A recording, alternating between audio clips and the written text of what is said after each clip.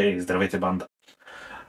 Време е да направим трета част от нашата поредица. Направи се сайт, както искате го казвайте, типове и трикове, елементарни неща, които трябва да направим преди нашата инсталация на сайта. Защото не е препоръчително да вземеш сайта, инсталираш темплейта и скажеш, вау, готов е сайта. Не. Преди да започнеш нещата, има някои неща, които трябва да бъдат направени, които са елементарни, основни неща, но са важни. Колкото и са елементарни, толкова са и важни. Защото за напред ще ти спестят някакво главоболие. Така, без да обяснявам повече, да се захващаме към сайта и да го правим. Така, тук ще видите моя сайт, академията. Така, връщаме се на прясно инсталиран вебсайт, където няма нищо. Когато инсталираме нашия сайт, какво правим? Като начало отиваме на Settings и след това отиваме на General Settings. Първата ни работа е да минем на български език.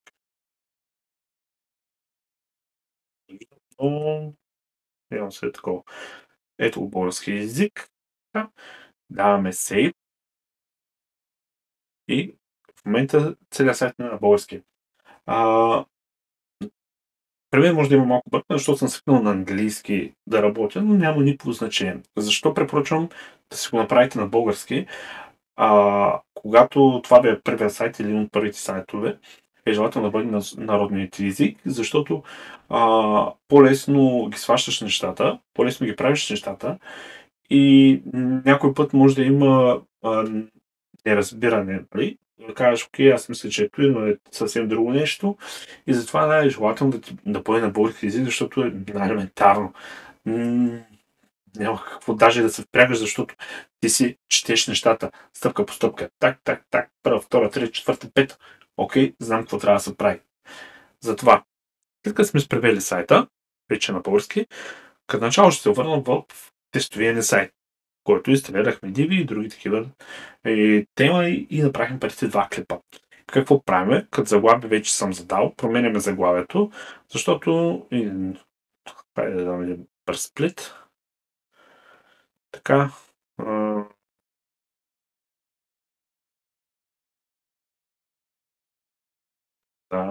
Георги много силмен, направо пръщиш. Така. Ето ни го сайта. Нашия тестови сайт и прясно инсталирания сайт. Домейна ще примерно в момента изглежда така или както е сайта ни, какъв домейн сме си взели. Така, може да си напишете примерно логото на сайта или заглавието на вашия сайт. Но в моя случай, примерно аз съм написал webinstart.com. Или примерно да бъде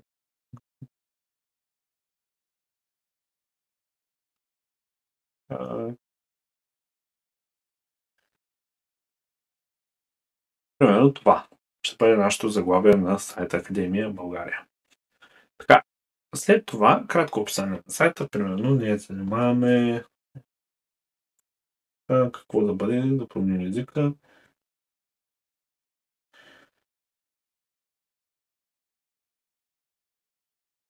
Добре, сайт. След това слизаме надолу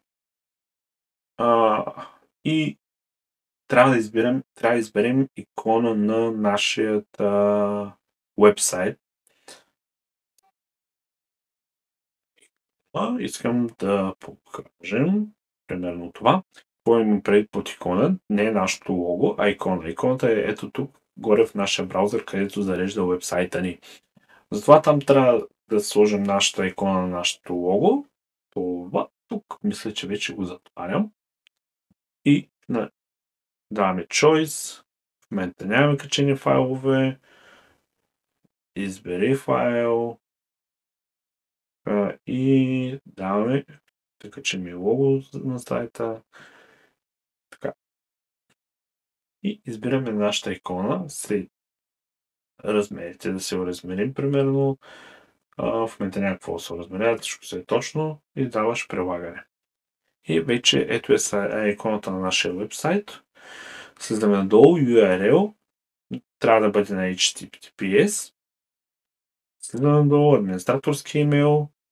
И след това а, тук виждаме членство. За какво е членство, за какво може да се използва. Това е вече дали искаме хора да се регистрират в нашия сайт. Зависи вече какъв тип сайт е. Примерно, ако е онлайн магазин, ще разрешим членството. Примерно даваме, всеки може да се регистрира. И тук избираме вече, след като се регистрира, каква роля да има в сайта. Примерно ще дадем сътрудник. Слизаме надолу. Хайде да покажем. След като се е записало всичко, сейваме. Отваряме си. Отваряме. И тестваме нашия сайт. Ето тук. Нали. И след това вече имаме регистрация. Да махнем тикчето и да видим, че ако го махнем, няма да имаме регистрация. Обновяваме. И в момента вече нямаме никаква регистрация. Така, продължаваме нататък. Връщаме си, примерно, регистрацията. Ще бъде сътрудник. Български език, часовата зона. Препоръчвам да сложите часова зона. Защото ако е онлайн магазин, да може когато пускате промоциите или когато пускате имейли или подобни неща, да могат да бъдат синхронизирани. Избираме си нашата часова зона. Париж, Скопие, Рим, София. Дата и час, формат дата и час избираме да бъдат по този начин подредени. Същата работа е часовото време и седмица започва от понеделник. Има случаи, където, примерно, някой магазин започва от неделя, но вече вие си прецените вашия бизнес, кога е първият работен ден от седмицата и даваме запазване. Тук е всичко много елементарно, бързо се прави, както ви казах. Просто това са някакви основни неща, където, примерно, ако вие сте запознат с WordPress и работите вече 2-3 години с WordPress, това няма смисъл даже да го гледате. Просто може би да си пообразовате малко. Ако случайно го знаете, иначе ако го знаете, просто ще ви е скучно тук в момента на този клип. Така, публикуване, четене, отиваме тук вече е за началната страница, какво имам предвид. Да отидем към сайта. Отиваме на начална страница, в момента се показва това. Ако искаме да променим началната страница, примерно да бъде нещо друго, или изглед, да сменим, да активираме Divi. Страници, нова страница, даваме примерно Home алинея 1, използване на DB Builder.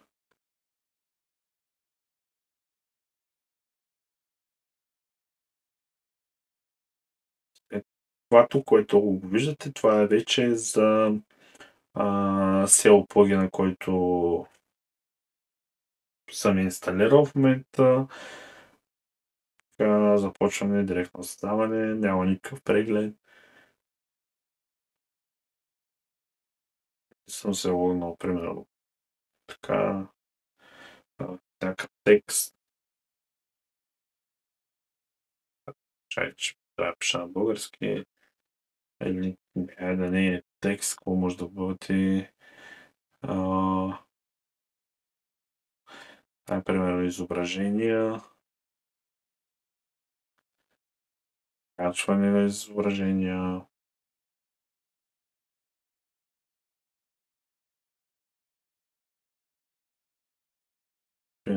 Това е нещо, което съм качал за портфолиото си от мой проект.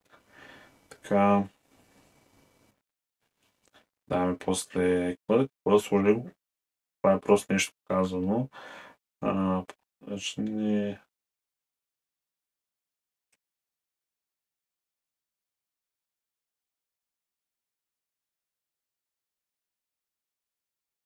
Всъщност, кой е правил преводите по дяволите тук? Какво да бъде? Айде един брояч. Да разделим на 3. Так.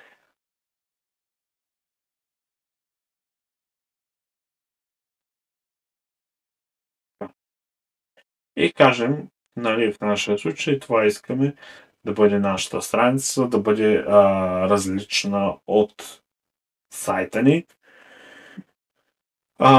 различна от някаква друга стандартна страница, началната, защото сега, примерно, в момента кажем, направил съм една страница, това трябва да бъде началната, Home 1, дори тя в момента няма и да се покаже в менюто, защото не е добавена. Мога да покажа после набързо и менюто. Не показва също, извиняйте, автоматично добавяне, но няма да бъде, заредиш ли сайта, няма да бъде показана тя, ще бъде празна страница показана. Така, продължаваме нататък и кажем така. Айде първо да покажа за какво става въпрос. И забележите Home страницата си, но тя не е като начална страница сложена. С това се връщаме на настройките в нашия сайт. Статична страница или начална страница. Избираме. Да обновим страницата. Така. Статична. Избор. Homepage. Запазваме. И в момента вече имаме начална страница. И ето ни е началната страница. Така, продължаваме нататък.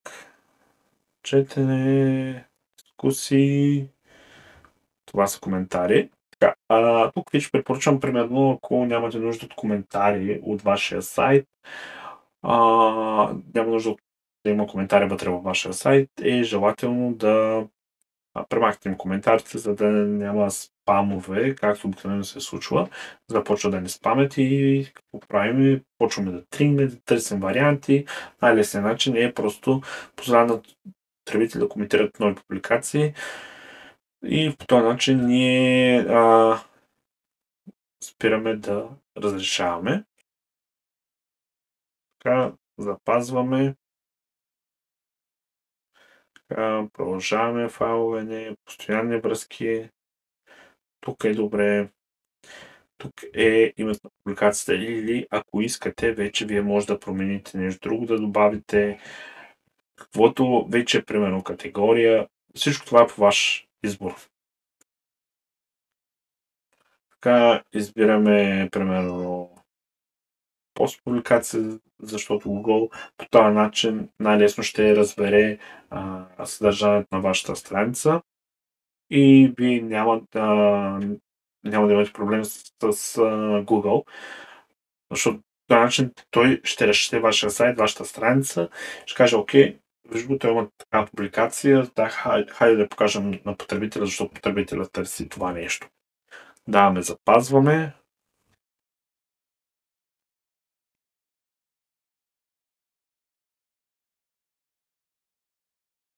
Съжалявам за прекъсването. Така, продължаваме нататък. Сигурност, тук няма какво да променяме. Тук вече показваме правиле полиса, коя страница ни и така нататък. След това какво правиме? Може да отидем на коментари, да погледнем коментари. Има един коментар. Изтриваме го. Страниците, които са ни ненужни, изтриват се. Примерно така. В момента ще оставяме homepage. Така. Преместване в кошчето. Логин видяхме, че в момента нямаме. Преглеждам потребителите, трябва да е само един. При потребителите е желателно да си промените името, защото когато има някаква публикация, която е оставена, тя излиза с администраторското име, затова примерно винаги си го променяме. Примерно аз винаги пише примерно Иво Донев. Слизаме надолу, избираме си показване на името на Иво Донев, защо примерно не пише Георги Димитров или нещо друго, защото не искам хората да видят примерно кой е администратора на сайта, потребителското му име или а, да не знаят към кой примерно ще могат да точно, нали, да не знаят оригиналното име на администратора, кой е администратора и те, именно, нали, пак могат да го намерят, предполагам. Но юзернейма пак, защото някой път, примерно, ще го направи, каже рече, едно и същото или подобно на потребителското име и така нататък. Затова променяме името и от тук си оставяме всичко. Тук може да си променим темата на сайта, примерно светло синьо, както на нас се не харесва и си запазваме така. След това отиваме на разширения. Тук казахме, че имам предварително изтрити теми, изглед, теми. Тук тази тема, която е примерно стандартната на WordPress, примерно кажем, че тая, желателно да бъде изтрита, защото ако не я актуализирате или забравите да се актуализира по-дълго време, след това може да имате проблем с сигурността. Затова ви препоръчвам най-добре да си я махнете. Публикации. Мисля, че ги изтрихме. Не е една. Изтриваме всичко, което е първоначално изтрито, се премахва. Желателно е. Файлова страница, табло, инструменти. Мога да покажа менюто, изглед, меню. Това не е първото меню, което виждаме и казвам, примерно, това ще не е първото, което ще опишем. Нали? Да, меню. Така, създаване, основно меню ще бъде създаване и това ще бъде примерно хомпейджа. Съжалявам. Така, това е хомпейджа.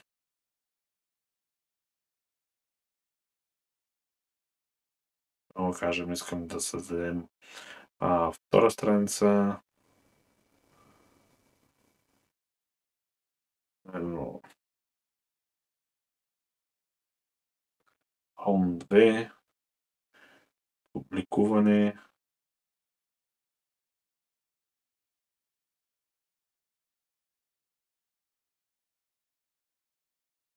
Като си отворим нашия вебсайт,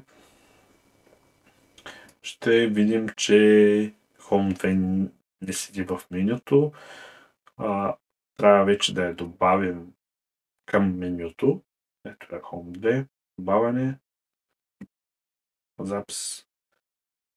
Отваряме. Чакайте да затворя това. И така, ето вече е Home 2, която е празна. Можем да я направим като под меню. Може да направим меню, съжалявам. Така, запис на менюто. Връщаме се към нашия сайт, съжалявам много. Връщаме се. Така, и в момента ето вече имаме под меню. По този начин може да ги създадем и менюта. Това са някои от основните неща. Тук мога да ви покажа инсталиране на плагини, SEO плагин, който в момента е инсталиран, Security плагин и други спам плагин, който е за коментари и за други неща. И по този начин да намалим риска от атаки към нашия сайт. Първото, правилно да анализира нашия сайт Google, второто и от спам истории. Това са най-основните неща, които би трябвало да ви помогнат, ако започвате едва сега с WordPress. Следващия клип все още нямам идея на каква тематика ще бъде, но ще бъде съвсем скоро, в следващите няколко дни. Радвам се, че се върнах отново на екран. Надявам се, че ви помагам и наистина този път съм се надъхал да имам някакво постоянство през няколко дена да качам клипове. Нямам точно примерно сряда, петък, неделя или петък, неделя или каквото и да е било. Когато имам желание, примерно, тогава го правя, затова казвам, че ще бъдат около 2-3 клипа седмично. В момента искам да се направя поредицата 5-6 клипа, която ще бъде поне 5-6 клипа. Трябва да бъдат 10 клипа общо, но в момента имам идея за 5-6 клипа, 5 клипа. Поредицата как да бъдат подредени, все още нямам идея. И примерно проблема е, че другите ми идеи, които са за другите няколко клипа, са за малко по-напреднали. В момента искам малко по-основни неща да вкажа първите 4-5 клипа. Благодаря, че ме гледахте. Абонирайте се за моя канал. Ако имате въпроси, влезте в уебсайта. В уебсайта ми има контакт форма. Може да ми пишете с вашите въпроси. И всичко най-хубаво. До следващия път.